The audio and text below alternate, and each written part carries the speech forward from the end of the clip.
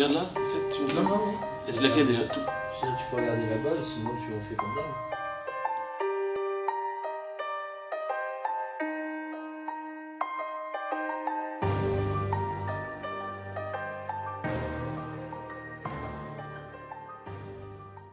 Amis de Télé sur Erdre, aujourd'hui nous sommes avec un célèbre, très célèbre rappeur, c'est Kerry James. Et Kerry James, il remporte un succès fou, il a séduit toute une génération, d'ailleurs ça fait au moins 20 ans qu'on entend parler de lui pour sa musique, mais aujourd'hui, il pose son micro pour faire du théâtre, pour se produire sur les planches. Kerry James, bonjour, Bonjour, vous jouez dans À Vif. c'est ça.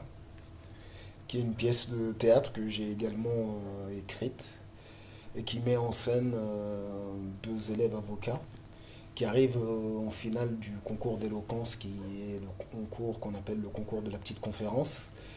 Et la question qui leur est posée, sur laquelle ils doivent débattre, c'est: l'État est-il seul responsable de la situation actuelle des banlieues?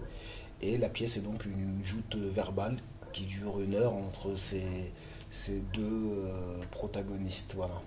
Alors, d'où ça vous est venu? On s'est posé la question de créer cette pièce. Et qui vous l'a proposé? Alors à l'origine, d'abord j'ai écrit un scénario de long métrage que je suis en train de terminer et qu'on tourne cet été. Et ce long métrage raconte l'histoire de 3 frères qui sont des Français d'origine africaine vivant en banlieue. L'aîné est aux portes du grand banditisme. Le second, c'est Souleymane Traoré, qui est élève avocat à l'école, à l'EFB de Paris et l'école du barreau, et qui passe ce fameux concours d'éloquence. Et le troisième, c'est Noumouké, qui est le petit frère, et tout l'enjeu du film est de savoir si Noumouké va suivre le chemin de Demba, celui qui est aux portes du grand banditisme, ou celui de Souleymane Traoré qui poursuit des études. Et en fait, dans le film, donc, il y a des plaidoiries, puisqu'il y a ce concours d'éloquence, mais j'ai été beaucoup obligé de restreindre les plaidoiries, puisque c'est difficile à l'écran d'avoir quelqu'un, de tenir le spectateur alors que quelqu'un fait de longs monologues. Ouais. Et donc j'ai pris ces plaidoiries et j'en ai fait une pièce de théâtre. Voilà.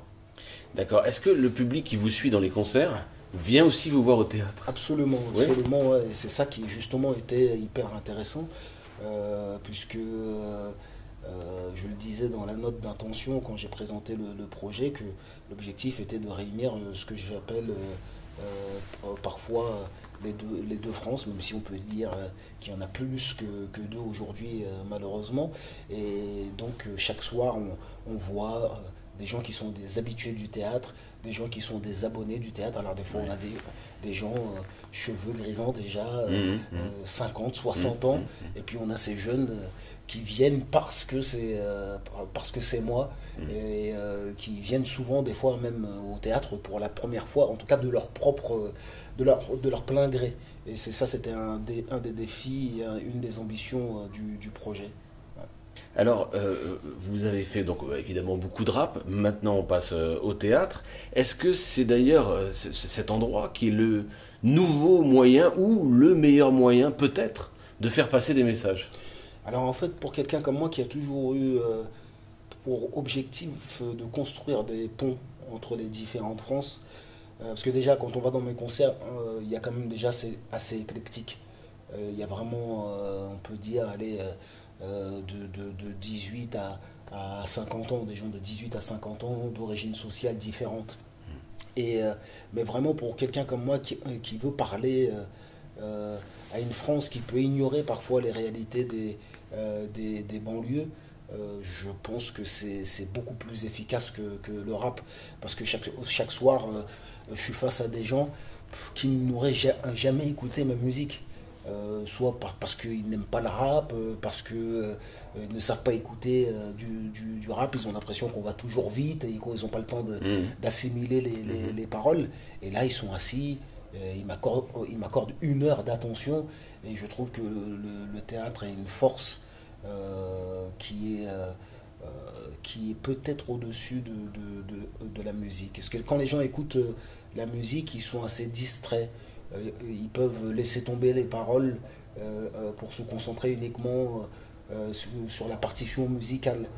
Là, les spectateurs viennent, éteignent leur portable pendant 1 heure, parfois 2 heures, Et ça, cette écoute, je ne sais pas s'il y a un autre média qui propose une telle écoute. Alors justement, le public, il l'a accueilli comment à votre avis, en tant qu'acteur là? Eh ben, très sincèrement, la pièce est un succès. Ouais, elle a été prolongée même au Théâtre du Ouais, Rond-Point. elle a été prolongée. On a déjà joué 3 semaines en janvier, on reprend 3 semaines en septembre. Puis après, on a une énorme tournée pour l'instant, Tournée, là. entre 60 et 80 dates. Donc c'est un véritable succès. On est souvent complet. Pour moi, c'était un risque, c'était dangereux parce que c'était la première fois que je jouais vraiment au théâtre, même si j'avais eu une petite expérience quand j'étais au lycée. Et puis j'ai pris le risque. J'ai été aussi accompagné par le metteur en scène qui s'appelle Jean-Pierre Barrault, qui m'a extrêmement bien dirigé, quoi. Voilà. Alors comme je sais que vous n'avez pas beaucoup de temps, vous êtes en tournée. Une question de la rédaction de Télé sur Air, dans notre télévision du nord de Nantes.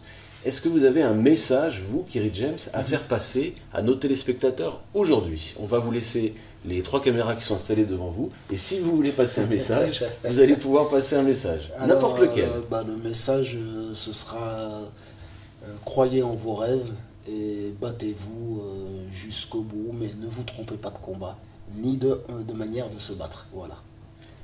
Merci Kerry James pour cet entretien. Merci à vous.